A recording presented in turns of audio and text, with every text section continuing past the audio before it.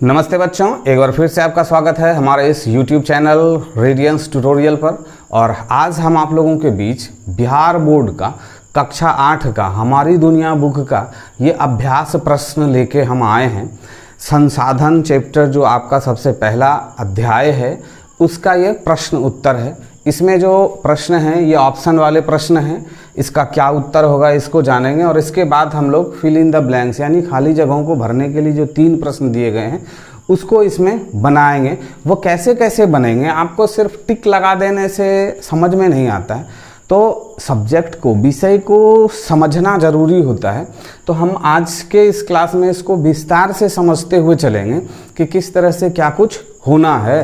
अगर आप इस चैनल पे पहली बार आए होंगे, आपने अभी तक इस चैनल को सब्सक्राइब नहीं किया होगा, तो आपसे हमारा रिक्वेस्ट है कि आप इस चैनल को सब्सक्राइब कर लें। इस पे आपको 7, 8, 9, 10 के बिहार बोर्ड से रिलेटेड सभी विषयों की बारी बारी से जानकारी दी जाती है और दी जाएगी। अगर आपने कुछ नहीं देखा है तो आप हमारे प्लेलिस्ट में चले जाएं, वहाँ से जाके आप उसको देख सकते हैं। तो सबसे पहला क्या है इसमें देखिए, सही विकल्प को चुनें। इनमें से कौन प्राकृतिक संसाधन हैं? तो सबसे पहले ये जानना है आपको कि प्राकृतिक संसाधन कहते किसको हैं। अगर आप इस संसाधन अध्याय को आप पढ़े होंगे तो ठीक है, नहीं पढ़े हैं तो आप प्लेलिस्ट में चले जाएं, वहाँ से बिहार बोर्ड का कक्षा 8 का हमारी दुनिया का जो प्लेलिस्ट है उसमें जाके आप देखेंगे तो सबसे पहला वीडियोस आपको संसाधन चैप्टर का मिल जाएगा। आप उसको देख लें, समझ लें, फिर इस पे आएँ, या फिर आप इसको देख लें उसके बाद उसको जाके एक बार ज़रूर देखें तो आप अच्छी तरह से समझ पाएंगे। सबसे पहला है संसाधन। तो संसाधन किसको बोलते हैं? संसाधन वो है जिसका उपयोग करके हम अपने जीवन को जीने के लायक बनाते हैं या फिर हम अपने जीवन में अलग अलग सुविधाओं को हम प्राप्त करते हैं। सपोज़ हमने अभी कपड़े पहन रखा है, ये घड़ी है, ये मार्कर है, ये बोर्ड है, सामने मोबाइल है, तो ये सभी हमारे क्या हैं? संसाधन है। ये हमारे जीवन जीने के लिए आवश्यक है।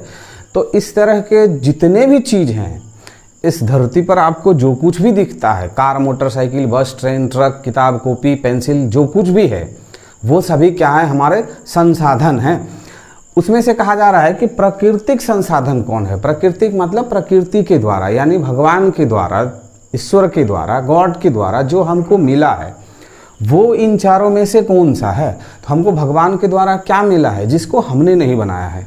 थोड़ा सा समझने के लिए, ये जो सूर्य है, ये जो चांद है, ये जो पृथ्वी है, ये पहाड़, पेड़ पौधे, ये जो जल जिसको हम पीते हैं, ये ऑक्सीजन जिसको हम लेके जीते हैं, ये सभी क्या हैं? ये प्रकृति के द्वारा हमको मिला है। हमने इसको नहीं बनाया है, हम इसको कुछ नहीं करते हैं, तो ये हमको प्रकृति के द्वारा प्राप्त है। तो ये कह रहा है कि इस ऑप्शन में प्रकृति के द्वारा प्राप्त कौन सा संसाधन है? तो ये जो पंचायत भवन है ये क्या भगवान ने बनाया है? नहीं, ये तो हमने बनाया है। ये विद्यालय किसने बनाया है? हमने बनाया है।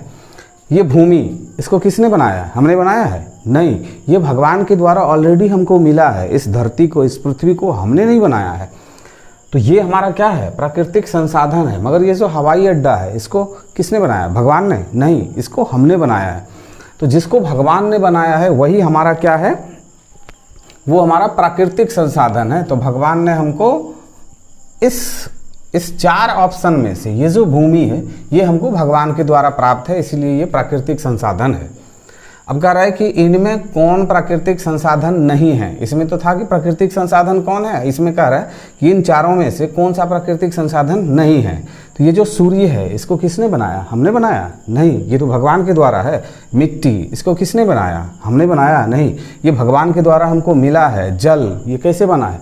ये भगवान के द्वारा हमको मिला है। मगर ये जो हवाई जहाज है इसको हमने बनाया है, भगवान ने नहीं बनाया है। तो ये क्या है? प्राकृतिक संसाधन नहीं है। ये सभी प्राकृतिक संसाधन हैं, लेकिन इसमें तो पूछ रहा है कि प्राकृतिक संसाधन कौन सा नहीं है। तो ये जो हवाई जहाज है ये हमारा प्राकृतिक संसाधन नहीं है।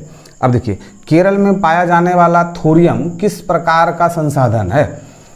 अब केरल में जो थोरियम पाया जाता है या फिर लद्दाख प्रदेश में जो थोरियम पाया जाता है वो कह रहा है कि किस प्रकार का संसाधन है।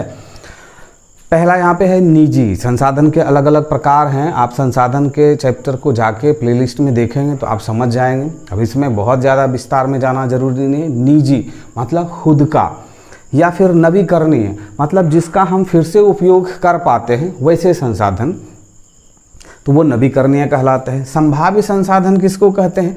संभाव्य संसाधन होते हैं ऐसे संसाधन जो इस पृथ्वी पर मौजूद तो है, लेकिन उन संसाधनों का अभी के इस वर्तमान जीवन में कोई उपयोग नहीं होता है, उसका कोई मतलब नहीं है कि वो अगर है मेरे पास तो उसका मेरे पास कोई काम है, कुछ भी काम नहीं है। ऐसा नहीं है कि मान लेते हैं इस ज़मीन के नीचे बहुत नीचे जाके सोना है तो हम कह दें कि वो संभाव्य संसाधन है। नहीं, सोने का हम उपयोग कर रहे हैं, कोयले का हम उपयोग कर रहे हैं। ठीक है कि अभी जो इस जगह कोयला है उसका हम उपयोग नहीं कर रहे हैं, लेकिन किसी न किसी कोयले का हम उपयोग कर रहे हैं, तो वो हमारा संभाव्य संसाधन नहीं है।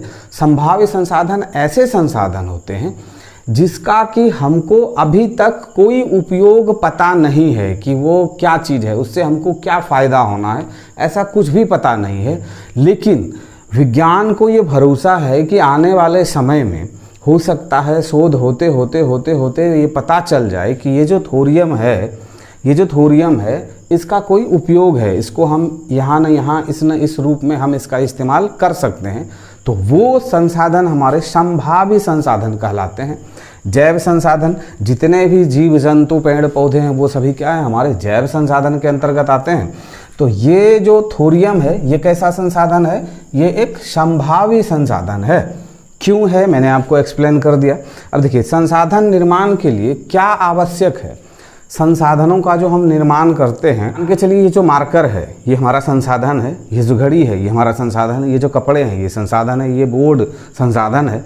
तो इन संसाधनों का हम निर्माण के लिए हमको क्या आवश्यक है? आवश्यक है तकनीक। तकनीक नहीं होगा तो हम इन संसाधनों का इस्तेमाल नहीं कर पाएंगे।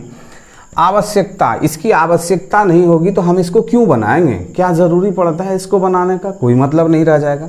हमको ज्ञान नहीं होगा, हमको बुद्धि विवेक नहीं होगा तो हम इन संसाधनों का क्या उपयोग कर पाएंगे? कुछ भी नहीं कर पाएंगे। आप एक बांदर के हाथ में इस मार्कर को दे दीजिए, उसका वो क्या उपयोग कर सकता है? कुछ भी नहीं, तोड़ ताड़ के रख देगा। तो हमको ज्ञान होना भी ज़रूरी है, उस संसाधन की आवश्यकता होना भी ज़रूरी है, और तकनीक का भी होना ज़रूरी है। तकनीक नहीं होने से हम उन चीज़ों को बना नहीं पाएंगे। मान लेते हैं कि पेड़ है, उस पेड़ को काटने का तकनीक नहीं है, उसको फिर से फाड़ने का तकनीक नहीं है, उसको फिर से नक्काशी करने का तकनीक नहीं है, या फिर उसको पलंग खिड़की दरवाजे बनाने का मेरे पास ज्ञान नहीं है, तकनीक नहीं है, या फिर उसकी आवश्यकता नहीं है, तो हम उसको कैसे बनाएंगे? तो इसमें ये जो घ है, उपर्युक्त सभी, इन सभी चीज़ों की आवश्यकता है। तकनीक भी चाहिए, आवश्यकता भी चाहिए और ज्ञान भी चाहिए। तो ये उपर्युक्त सभी, यही प्रश्न का आंसर इसका घ होना है। अब लेते हैं हम उन 3 फिल इन द ब्लैंक्स यानी रिक्त स्थानों को भरने वाले में क्या है। देखिए, खाली स्थानों को उपयुक्त शब्दों से पूरा करें। ये जो खाली स्थान है इसमें क्या शब्द आने हैं, क्या है? देखिए, संसाधन क्षेत्र के विकास के लिए आधार का काम करती है। किसी भी क्षेत्र के विकास के लिए, उसकी उन्नति के लिए उस क्षेत्र में मौजूद प्राकृतिक संसाधन जो हैं वो बहुत ही अहम भूमिका निभाते हैं। उस क्षेत्र में जो प्राकृतिक संसाधन हैं, मान लेते हैं आपके क्षेत्र में कोयला है, किसी के क्षेत्र में बॉक्साइट है, किसी के क्षेत्र में अभ्रक है, तो या फिर किसी के क्षेत्र में पहाड़ी हैं जिन पहाड़ों से पत्थर को तोड़ के और फिर दूर भेजा जाता है घर मकान सड़क बनाने के लिए, तो वो जो संसाधन है, या फिर जंगल है तो जंगलों को के लकड़ियों को काट के उसका व्यापार किया जाता है। तो वो जो संसाधन है, वो संसाधन, प्राकृतिक संसाधन जिस क्षेत्र में जितना अधिक होगा उस क्षेत्र का विकास उतना ही अधिक होगा। तो यहाँ पे क्या हो जाना है? प्राकृतिक संसाधन क्षेत्र के विकास के लिए आधार का काम करती है। अब दूसरा नंबर है, राजस्थान में पाया जाने वाला तांबा डैश संसाधन का उदाहरण है। संसाधन के जो प्रकार हैं उसमें मैंने आपको पढ़ाया है, आप उसको जाके देखेंगे तो समझ जाएंगे। यहाँ पे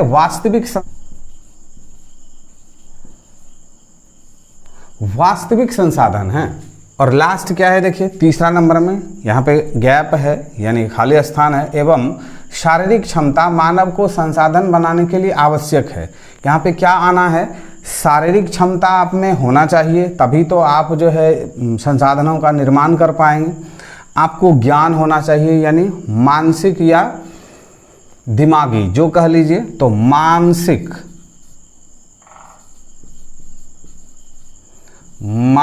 एवं शारीरिक क्षमता मानव को संसाधन बनाने के लिए आवश्यक है। तो ये इस तीनों प्रश्न का हल हो गया।